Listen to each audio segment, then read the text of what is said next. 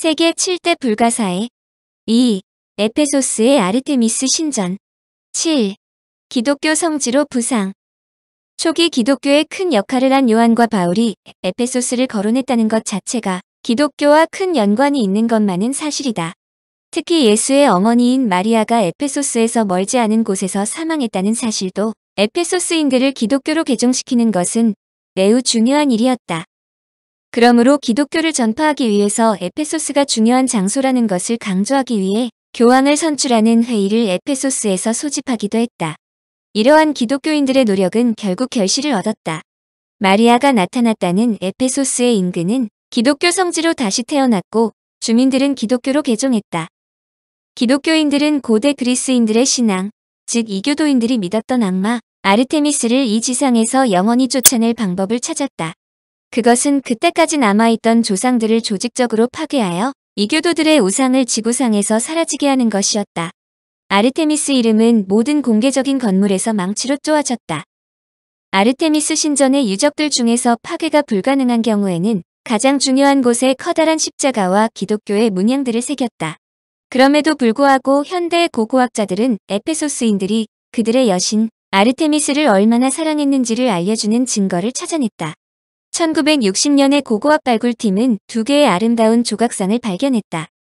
조각상이 발견된 곳은 놀랍게도 에페소스가 기독교도의 마을로 변한 후 기독위원회가 열리던 커다란 방의 지하실이었다.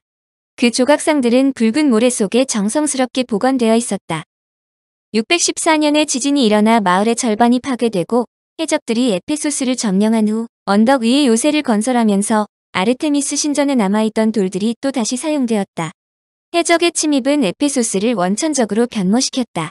에페소스가 안전하지 않다고 생각한 주민들이 에페소스를 떠났고 결국 신전 주인은 폐허로 변하기 시작했기 때문이다. 영국의 건축가 우드의 발굴.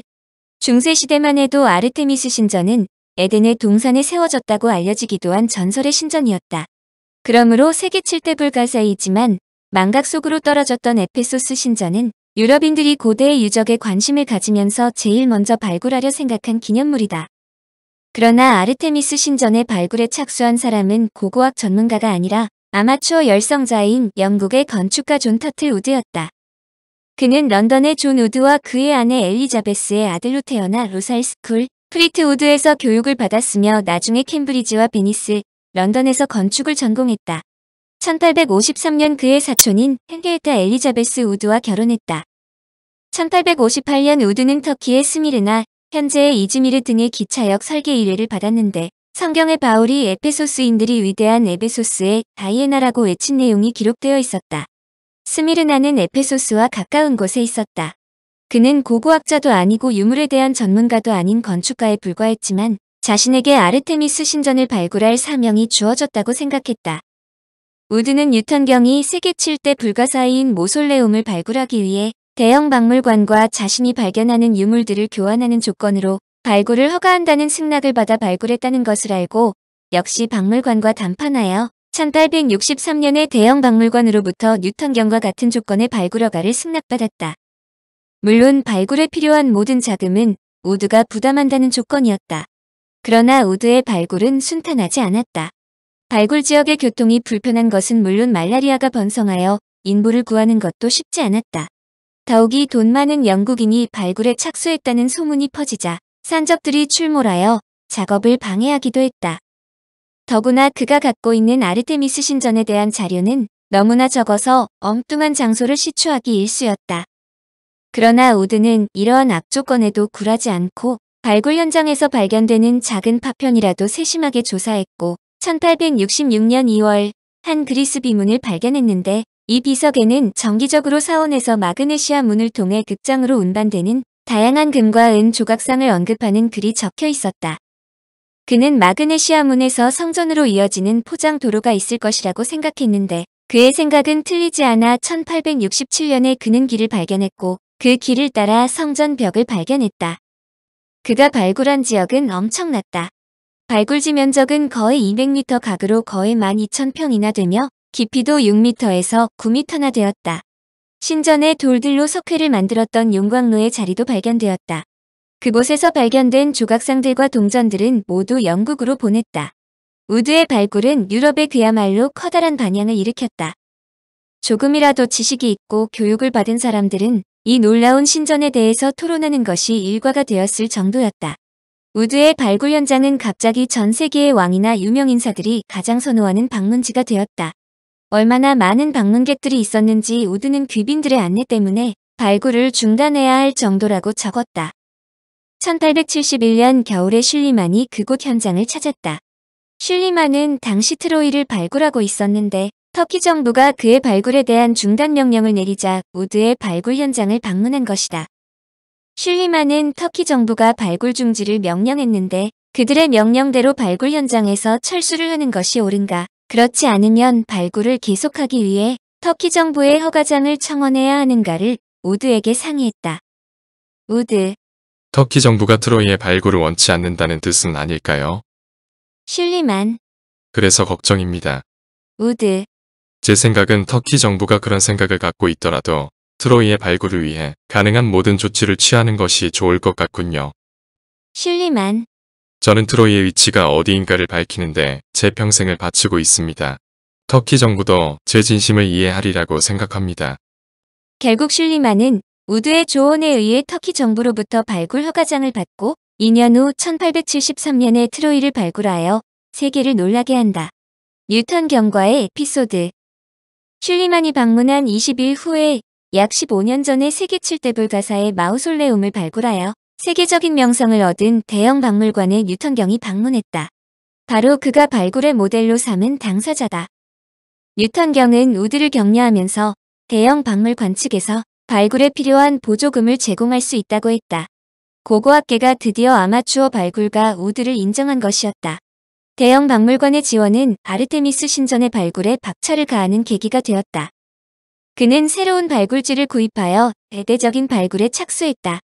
이때 스코파스가 제작한 것으로 알려진 유명한 조각이 있는 36개의 기둥 중에 하나가 발견되었다. 이 기둥은 현재 대형 박물관의 특별 전시실에서 전시되고 있는데 대형 박물관 소장품 중에서도 가장 유명한 작품 중 하나다. 여기에서 뉴턴 경과 재미난 일화가 있다.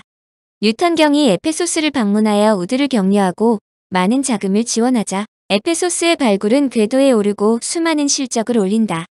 이것은 우드의 명성이 마우솔레움을 발굴한 뉴턴 경보다 더욱 높아지기 시작했다는 것을 의미하는 것이었다. 우드의 명성이 하늘을 찌를 듯 높아질 때인 1874년 공교롭게도 뉴턴 경이 대형 박물관의 감독관이 된다.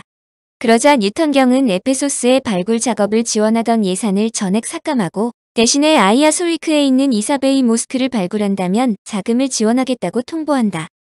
발굴 자금의 부족을 느낀 우드는 뉴턴 경의 제안을 받아들이고 이사베이 모스크의 발굴에 착수하지만 회교도인 촌장이 발굴 허가를 주지 않는다.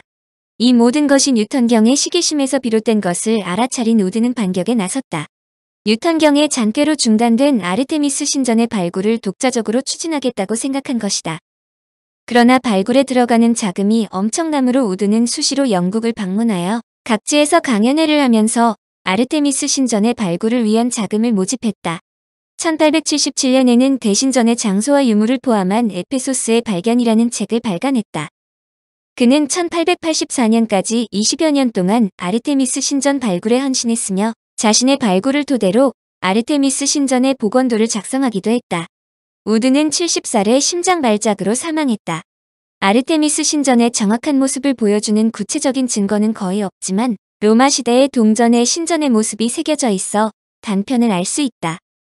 또한 지금의 터키 밀레토스 남쪽에 위치한 디디마의 고대 성소이자 아폴론 신전의 유적으로도 아르테미스 신전의 모습을 유추할 수 있다. 디디마 신전은 아르테미스 신전과 길이에서 2m가 작을 정도로 규모가 거의 같은 데다 현재도 비교적 온전한 보존 상태를 유지하고 있기 때문이다. 중요한 점은 아르테미스 신전을 건설한 많은 건축가들이 디디마 신전의 건설에 참여했다는 것이다. 평면에 있어서 다소 차이가 나는 부분은 있지만 두 신전 사이에는 많은 공통점이 있다. 특히 디디마 신전의 정교하고 세심한 조각은 놀라울 정도로 인간적이다. 디디마 신전은 아르테미스 여신의 오빠인 아폴론에 봉헌되었으므로 아폴론의 신전이 동생인 아르테미스 신전의 혈통을 이어받은 셈이 되었다. 청취자에게 원하는 것은 1. 구독 2. 좋아요